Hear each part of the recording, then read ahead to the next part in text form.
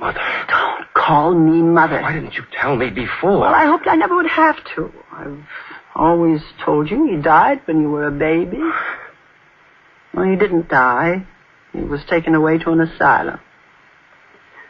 He lived a long, long time, until quite recently. He was insane.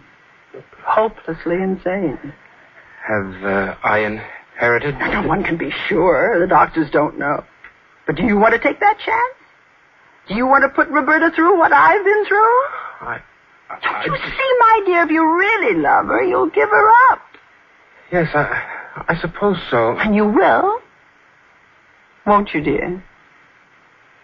I don't know, Mother. I don't know what to do now.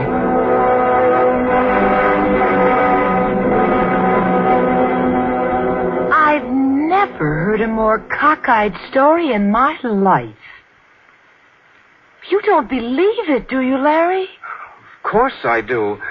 Do you think if this were true, she could ever have kept quiet about it so long? Why not? Because she thrives on emotional blackmail. She'd have used this long ago to get her way. Just the way she used that phony heart attack the other night. Phony? Sure. She's as strong as an ox. Her heart's probably in better shape than mine. At least since you started making it beat faster. Oh, I'm sorry. Don't be. I like it that way. Don't you see, darling? Your sainted mother is using every trick in the book to break us up. But this thing about my father... Well, what difference does it make?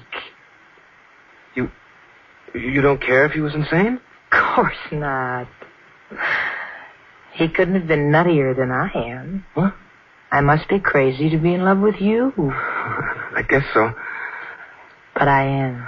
Sometimes I wonder why you're so bright and strong and so capable, and I'm just me. And I like you being just you. I wish it didn't upset Mother so. Listen to me, Larry, my boy. It's about time your mother learned the facts of life. And fact number 1 is that boys will be boys, and being boys, they are bound to like girls. And the girls they like are never, never, never the girls their mothers like, because their mothers don't like any girls messing around with their little boys. Yes, I suppose you're right. You know darn well I'm right. Now that that's taken care of, when are you going to make me an honest woman? I don't know.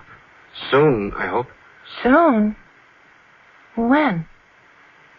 Well, I want to talk to Mother once more. Talk to her.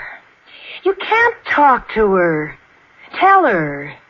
Tell her we're going to get married. And then tell her for me to drop dead. But he didn't tell me anything until it was too late. And, so, Mother... Don't call me Mother. Laurie, we just dropped by to tell you we were married this morning. Oh. What do you expect me to do? Well, I'd like to know that you don't hold any hard feelings against me. You know my feelings in this matter. They haven't changed. This may sound corny, Mrs. Ryder, but it would be nice to begin our married life with your blessing. You get no blessing from me, you kidnapper. Oh, come now, Mrs. Ryder. You're a witch. Strumpet, you're a thief. Well, let's go, Larry. We're not getting any place. You can't take my son from me. He's mine. He'll always be mine. Nothing you can do will ever change that.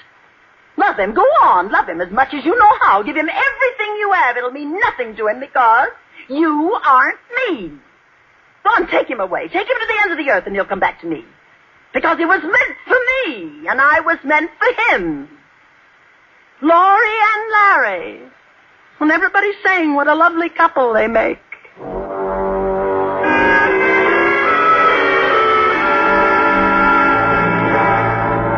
I warned her. You can't say I didn't warn her. She went into this thing with her eyes wide open, and she must face the consequences. So I went to work. My butcher was the first person I confided to because I knew he liked to share secrets with all his customers. Well, Mrs. Ryder, I hear you lost a son and gained a daughter. That's right, Mr. Stearns. Kind of sudden, wasn't it? Oh, No, I wouldn't say so. Who is the lucky little lady? Someone from the neighborhood? No, she worked in Larry's office. A brilliant girl. Maybe a little too brilliant. Oh, how do you mean? Well, you know, Mr. Stearns, these bright ones, sometimes they aren't too stable. Oh, flighty, eh? No, not flighty. Moody. She has dark moods. I don't know. Well, now, that could be hard on Larry. Oh, don't you worry about Larry. You can always count on me to cheer him up. That's right, Mrs. Ryder. He's a lucky boy to have you for a mother. And there were others. Old Mrs. Martin, who lived by her telephone. And my cleaning woman and the corner druggist. I let them all know that Larry's marriage was not as happy as it could be. And I tried, successfully I believe, to plant this thought with Larry when he came to visit me. I insisted he come alone. I would not receive that woman in my home. You look a little peaked, dear. Are you getting enough to eat? Of course, Laurie. Your wife has learned to cook, then. She does all right. But not as well as I do. She's learning. Well, I hope so, before you waste away. Are you happy, darling? Truly happy? Yes, I'm happy. You don't seem to be. What is it, dear? What's worrying you? Nothing. Come on now, tell Laurie. I promised not to. We've always been honest with each other, dear, and that must never change. Now, what's troubling you? All right, then. Roberta's going to have a baby. Oh. Yours? Why, yes. But you aren't sure. Oh, no, but... You can't be sure, can you? Well, how could you be sure?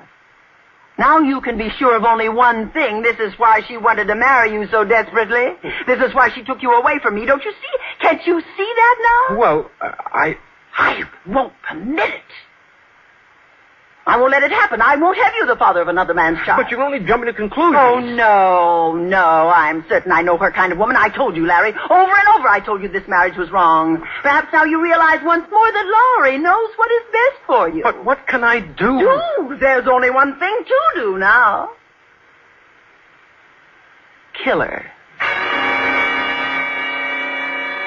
Of course, it took a lot of persuasion, but I know just how to persuade Larry. And in the end, he agreed with me. And it will be so simple and so safe. Everyone knows she's a creature of dark moods. Everyone knows that for days on end she doesn't speak to you. That she goes for long automobile rides by herself at night. How does everybody know this? I've told them. But it isn't true. Well, they think it is. You've been planning this for a long time, haven't you? Since the day you got married. You're a wicked woman. You belong to me, and I belong to you. You know that, don't you, Larry? Yes, God help me, I know it. Now, you know what you're to do. Turn out on the coast route, 1.5 miles below Gull Point. There's no guardrail. You let the car roll and jump just before it goes over. It's more than 100 feet to the surface. Why do I have to do it? I don't hate her, you do. Why don't you take that gun you keep in your desk and just shoot her? And have the gun traced in the fingerprints? Use your head, Larry. This way it'll look like an accident, a brake failure. An accident that occurred when poor Roberta was on one of her moody midnight rides. You've thought of everything, haven't you? Yes, my dear, because I'm thinking of us. Now, I'll follow you. I'll be waiting up the road to drive you home. When will you do it? Tonight? Might as well. The sooner the better. That's right. That's right, my dear. The sooner the better.